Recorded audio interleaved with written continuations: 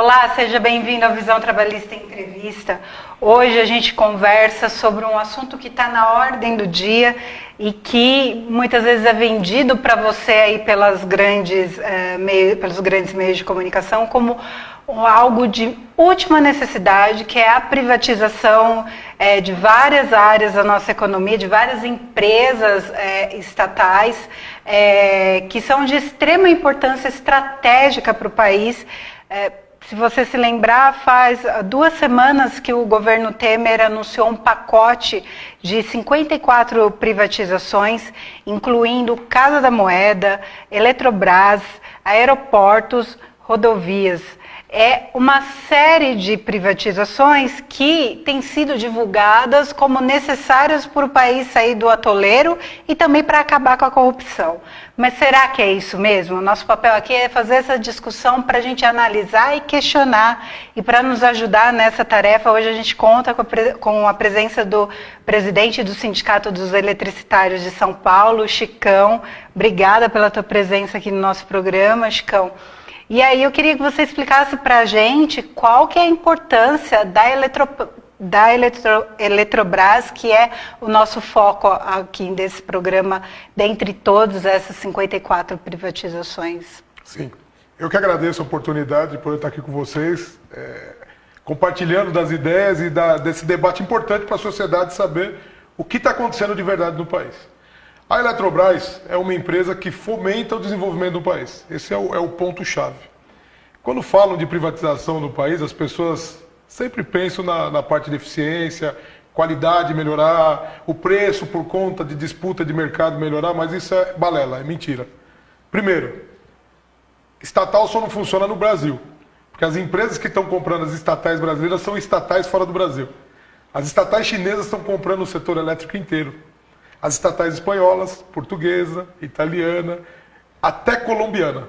Nada contra os colombianos, mas é um país pequeno, uma economia menor do que a nossa, comprando estatais brasileiras. E só para demonstrar que é um dogma, uma mentira que é colocado para a população, que privatização é importante, que o Estado é ineficiente. É sinônimo de eficiência. Isso não é verdade. Outras estatais de fora estão comprando as nossas estatais. Agora, o que é a Eletrobras? A Eletrobras é a maior empresa de geração, transmissão de energia e tem distribuição de energia também do mundo. É a maior do planeta. É uma mina de ouro. É uma mina de ouro, muito bem estruturada, não tem outra no planeta desse tamanho, um sistema interligado que ele se autossustenta e se autoequilibra e extremamente lucrativo, extremamente eficiente, extremamente compacto nas áreas de distribuição, transmissão e geração, de uma forma de autossustentação do sistema. Ou seja, se falhar uma parte, a outra alimenta. Agora tem alguns agravantes nessa história. Além de ser uma empresa extremamente lucrativa e de alta qualidade, de um quadro funcional fantástico, porque o quadro funcional da Eletrobras você não encontra em nenhum outro lugar do mundo. Porque o que é Eletrobras? Até para o pessoal entender. A energia nuclear está dentro da Eletrobras. A Eletronuclear. A Eletrosul, que fica em Santa Catarina, sua sede, está dentro da Eletrobras, que cuida de toda a transmissão e a área do sul do país.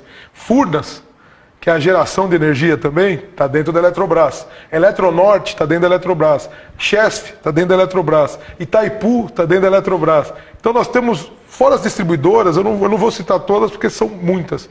São 152 giga de produção de energia no país. É imenso isso, é uma imensidão de energia a ser consumida pela população, mas precisa de muita qualidade para tocar isso. Então, ao privatizar, está entregando a soberania nacional, o interesse do povo brasileiro na mão de estatais estrangeiras que vão fazer o quê?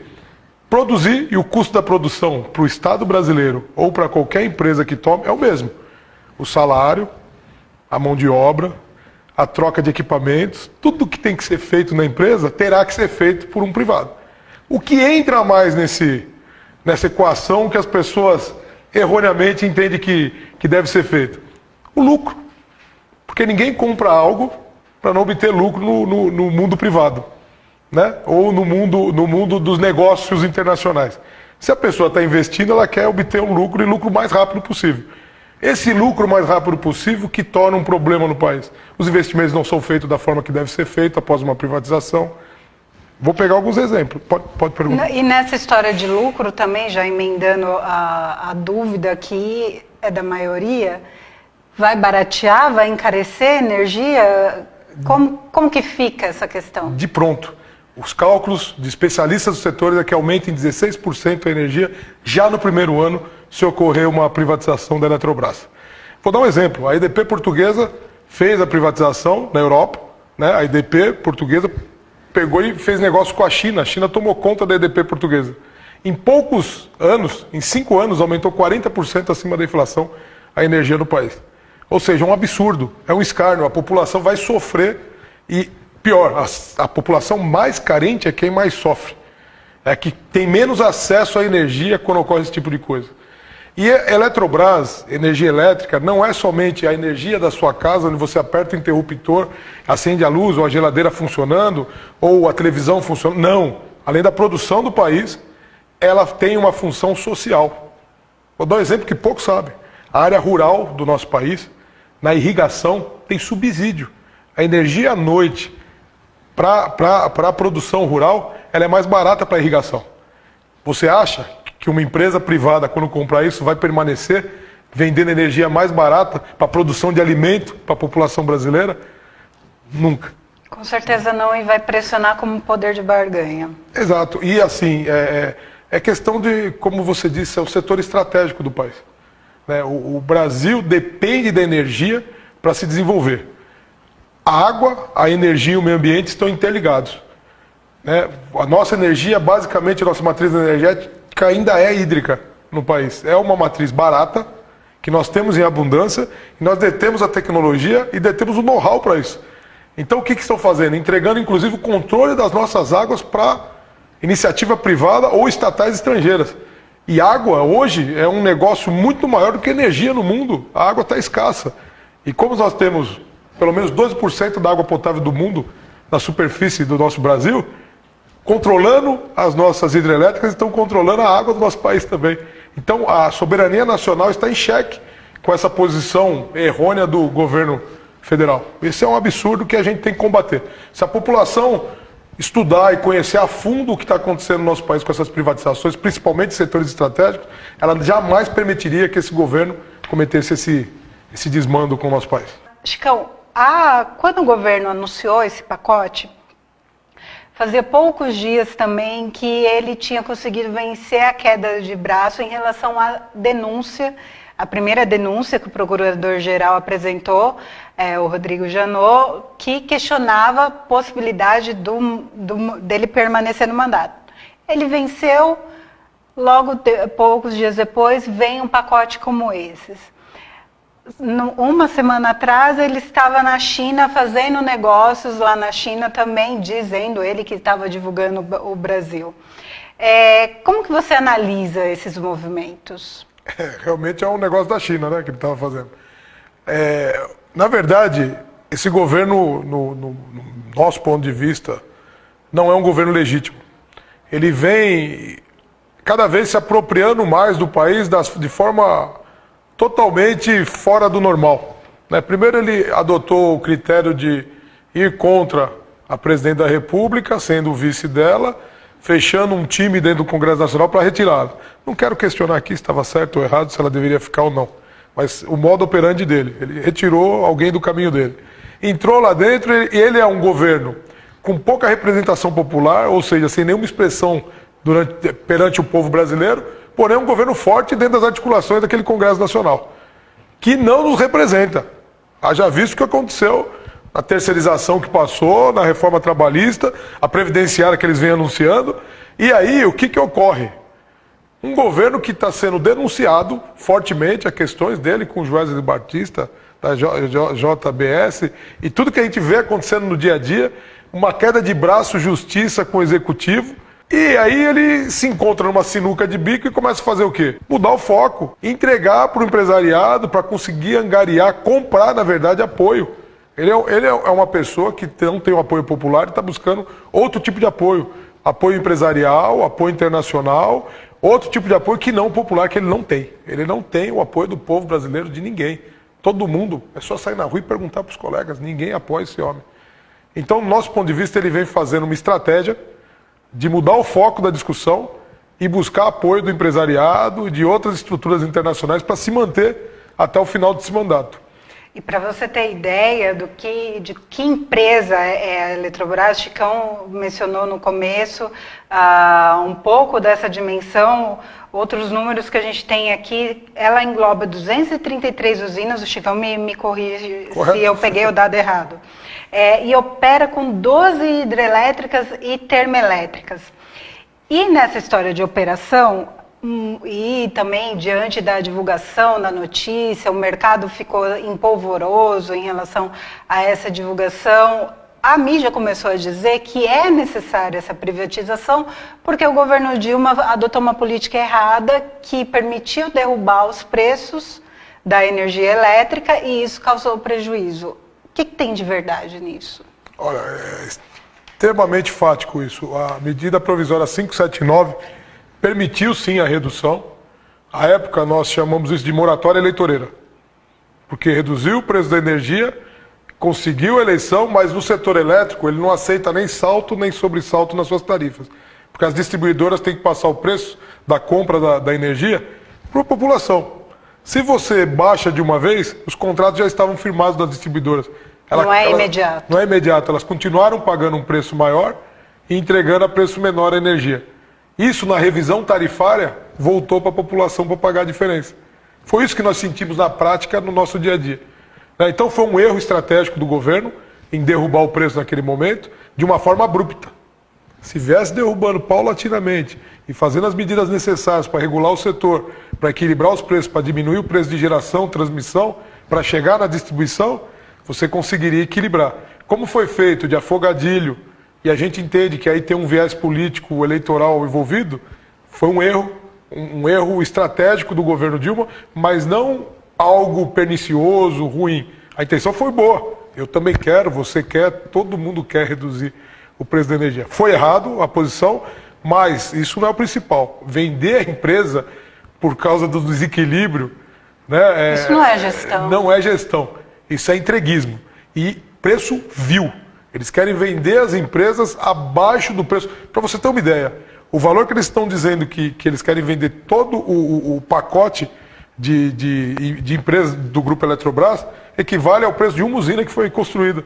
Absurdo. Um absurdo total. Então, há verdade, sim, no desequilíbrio que foi causado pela 579, mas esse não é o motivo da privatização. Isso é um projeto do governo Temer e dos seus asseclas lá que tendem a buscar apoio fora do país e tendem a fazer negociatas. Porque em outras privatizações, em outras épocas, ficou comprovado que o dinheiro que foi entrado para a União era pouco.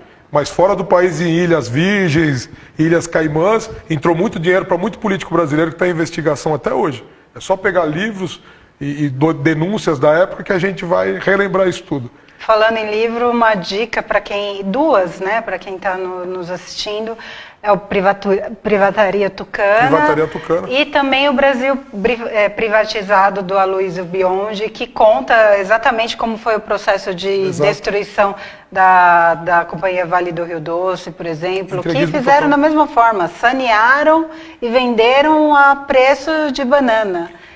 Então, faz bem para a gente se inteirar dessas informações, até para a gente questionar. E as redes sociais hoje, diferente lá dos anos 90, que a gente não tinha esse mecanismo, hoje a gente tem um mecanismo de pressão que é muito válido e fundamental. E lembrando que não é novidade e faz parte de um modus operandi do grupo de poder que está hoje no nosso país, já esteve lá nos anos 90 e muito estrago foi feito. O Chicão me lembrava aqui na hora do intervalo, por exemplo, do caso do sistema Embratel, sistema Telebrás. Qual que é o paralelo que a gente pode fazer? É sempre que se fala em privatização, para justificar que privatização é bom, né, os defensores da privatização dizem, olha a telefonia, ninguém tinha telefone, era caro o telefone, agora todo mundo tem telefone. Que todo mundo tem telefone é fato. Que era caro o telefone também é fato. O que eles não contam é que o Estado brasileiro já vinha investindo há muito tempo na digitalização do sistema, há muito tempo preparando o sistema para o que veio. Quem investiu e preparou o sistema Telebrás para o que a gente tem hoje foi o Estado brasileiro, botou muito dinheiro, entregou de bandeja às empresas para desenvolver esse sistema que está aí com uma... Tudo bem, todo mundo tem telefone. Qual que é o preço da telefonia do Brasil? Caríssimo, altíssimo. E um serviço ruim. E um serviço que pipoca o tempo todo, você está conversando, é horrível, diferente de outros países. Então a gente tem que lembrar disso, privatização não é bom. O que a gente precisa é de estadistas no poder, pessoas que peguem o Estado, trate com verdadeiro, com amor o Estado brasileiro, seja patriota, que aí a população não tem que pagar lucro para o Estado. O valor vai cair, porque vai ter alguém gerindo bem. Quando você privatiza, o preço não cai, a tendência é aumentar. Além de você não ter um bom serviço, você vai pagar um preço alto. E na conjuntura de hoje, a gente falar de ter um estadista, para a maioria vai falar, não tem solução, é melhor privatizar mesmo, porque o tanto de denúncia... Mas eu queria também que a gente desse o nosso olhar de proposta, porque a gente não está aqui só para atacar. A gente sabe que sempre existe chance de melhorar. E aí, já emendando, quais são as ações do sindicato em relação a tudo isso?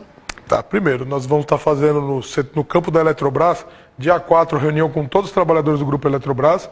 Já vem sendo feito reuniões periódicas. Vamos estar preparando uma grande paralisação de advertência ao que vem sendo feito.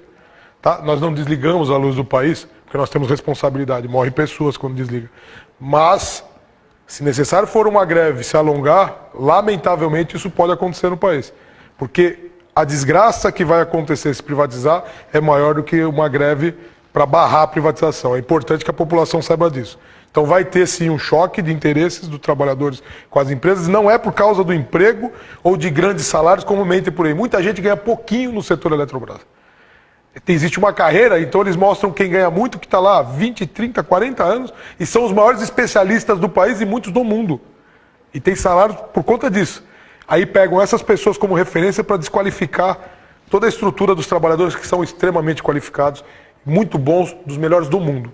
É importante falar isso. Então a nossa estratégia é preservar o campo do trabalhador, fazer a luta contra a privatização e o movimento sindical já está se articulando. Dormimos de touca e deixamos tomar o Congresso Nacional por um monte de bandido. Hoje não dá para confiar no nosso Congresso Nacional, nas pessoas que estão lá. Não nos representam. Então o movimento sindical está se articulando para indicar pessoas que entendem dos setores de produção para colocar lá dentro. Nós já estamos conversando no Grupo Elétrico do Brasil, nomes para indicar nos estados, para fazer a disputa política, para estar legislando em favor da causa, do trabalhador e do povo brasileiro. Porque ninguém quer entrar lá para fazer corporativista. A nossa nação está esquecida. Nós estamos virando colônia de novo. Estão vendendo tudo, tudo. Casa da Moeda, gente. Nenhum país privatiza a sua Casa da Moeda. SEDAI. SEDAI, no Rio de Janeiro, isso é uma vergonha. O que é para nós a Sabesp, a SEDAI no Rio de Janeiro. SEDAI. Estão entregando a SEDAI, estão dizendo para o governo do Rio de Janeiro que só dá dinheiro para resolver o problema, o governo, a União, se vender a SEDAI. Oh, que coisa mais ridícula isso. Isso não é uma visão de estadista, de patriota. Isso é uma visão de negócio. O Brasil não é um negócio. O Brasil não está à venda. O Brasil é do povo brasileiro, a nossa pátria merece respeito e o povo brasileiro exige respeito.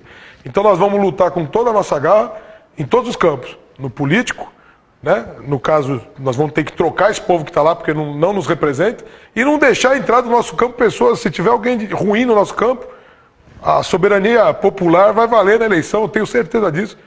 As pessoas não têm que deixar de votar, tem que escolher alguém que ela conheça.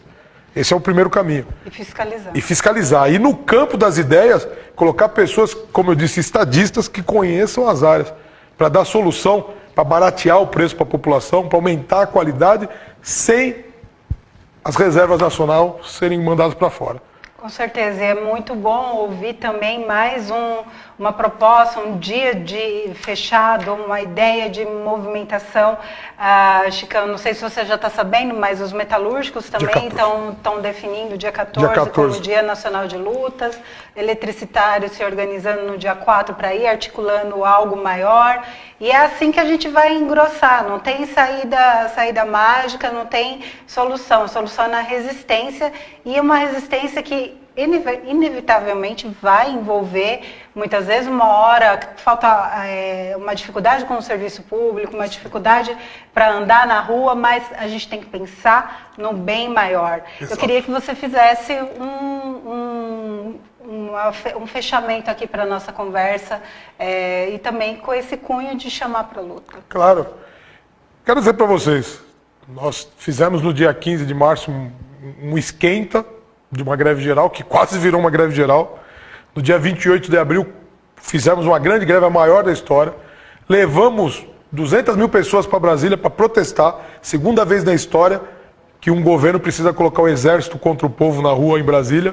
Isso está nos livros de história, só ocorreu isso no AI-5 lá atrás, agora aconteceu de novo, na história do país. Eu quero dizer para vocês, se continuar nesse caminho, o movimento sindical está se unindo e nós vamos ter que fazer uma nova greve geral. Já está sendo articulado, como você disse bem, os metalúrgicos no dia 14, esse mês ainda vai acontecer algo no setor elétrico nesse sentido. Nós vamos deliberar com os trabalhadores, mas vai ocorrer. Mas o caminho vai ser isso. Todas as categorias se unirem, o povo brasileiro se unir. Não existe nós e eles, somos nós, um povo só. E resolver isso. O que nos rouba, o que nos tira o bem-estar da nossa família, a nossa dignidade, nós temos que ir contra. E o único jeito da gente fazer isso é tirar o que eles mais prezam. Eles gostam de muito dinheiro, fácil. E o que faz muito dinheiro nesse país é o trabalhador desenvolvendo. A greve geral se faz necessária e nós vamos fazer se eles não recuarem nessas propostas malditas.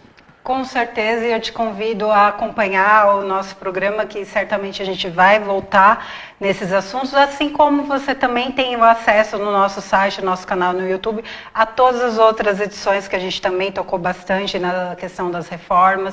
Então, fica com a gente se vê na próxima semana. Obrigada, Chicão, obrigada a você. Até semana que vem.